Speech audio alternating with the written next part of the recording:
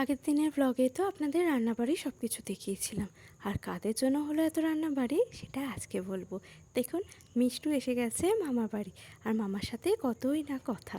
এদিকে আমার স্নানও করে নিয়েছি, আর এরপরেই কিন্তু আমি মাটনটা রান্না করেছিলাম, যেটা আমি আগের দিন আপনাদের সাথে ব্লগে শেয়ার করেছি। রুটি খাচ্ছ? আমাকে একটু দেবে? দেবে?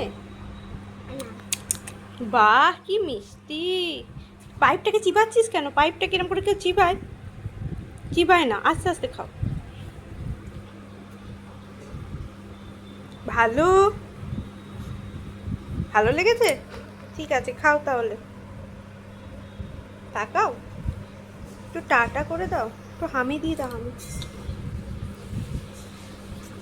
ও হাতটা ওখানে ঢুকে আছে, হাতটা বের করে দিতে হবে। ভালো করে দাও। ফুটি হামি হলো, তাই তো? একটু আছে এখনো। পাইপটা কই? পাইপটা দপা রপা হয়ে গেছে। আরো আছে ওতে? নড়িয়ে দেখো তো একটু। আরো আছে মনে হচ্ছে, নয়? শেষ শেষ, খতম? হয়নি শেষ?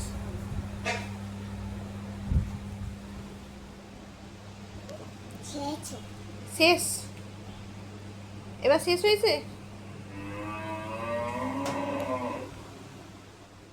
মিষ্টু ম্যাঙ্গো ফ্লেভারের জুসটা খেতে খুব ভালোবাসে, তার জন্য ওর জন্য এই ছোট্ট মাজাটা আনা হয়েছিল, যদিও ওকে সবটা দেওয়া হয়নি, খানিকটা আর কি খেয়ে নেওয়া হয়েছিল, তারপর ওকে দেওয়া হয়েছিল। আর ওরা সকলে এসেছে, মানে মিষ্টুর মা, মাসিমা, মেসোমশাই সকলে এসেছেন পুজোর জামা কাপড় দিতে।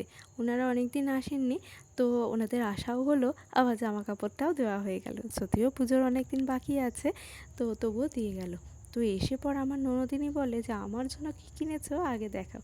সেই কারণে আগে এখান থেকে যা যা কেনা হয়েছিল ওকে দেখালাম।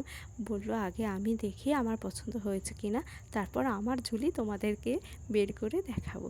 আচ্ছা, বেশ তাই হবে। ওর তো ভীষণ পছন্দ হয়েছে এই স্লেট কালারের শাড়ি, আর তার সাথে ছিল একদম গোলাপি রঙের পাড় ছিল। ওর ভীষণ পছন্দ হয়েছে, বললো আমার এই কালেকশানটা একটাও নেই, এই কালারটাও আমার নেই, তো আমার পছন্দ হয়েছে।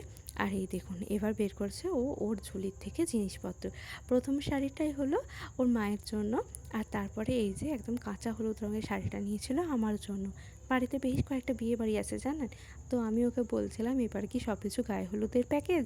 তো ও খুব হাসছিল, কারণ মায়ের জন্যও নিয়েছে হলুদ, আবার আমার জন্যও নিয়েছে হলুদ। বলছে যে আপনি তো বিয়ে বাড়ি আছে, তোমরা এগুলো গায়ে হলুদে পরবে। যে বেশ তাই হবে।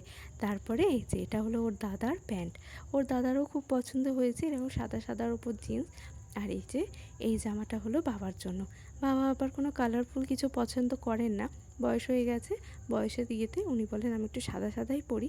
তো বাবার জন্য এরকম সাদার ওপর একটা জামা, আর অমিতের জন্য নিয়েছিল এই চেকের ওপর এই একটা জামা। এই যে যারা যারা দেখছেন, একটু আমাকে কমেন্ট করে বলুন দেখি এই হলুদ শাড়িটা আমার ওপর কেমন লাগছে, মানে ভালো লাগছে তো? তারপর ও দেখাচ্ছে ওর মায়ের শাড়িটা কেমন হয়েছে দেখুন দেখি। এই হলুদটা না অনেকটা চাপা, খুব একটা ব্রাইট না, আর তার সাথে গোলাপিটা কিন্তু বেশ ভালোই লাগছে। আর ভেতরে দেখুন এরকম পাতা পাতা কাজ করা আছে। তো বলুন দেখি আজকে কেমন লাগলো ব্লগটা, আর জামা কাপড়গুলো কেমন লাগলো বলুন। হলুদ শাড়িটাতে আমাকে কতটা মানিয়েছে আর কতটাই বা মানাচ্ছে না, সেটা কিন্তু কমেন্ট করে অবশ্যই জানাবেন।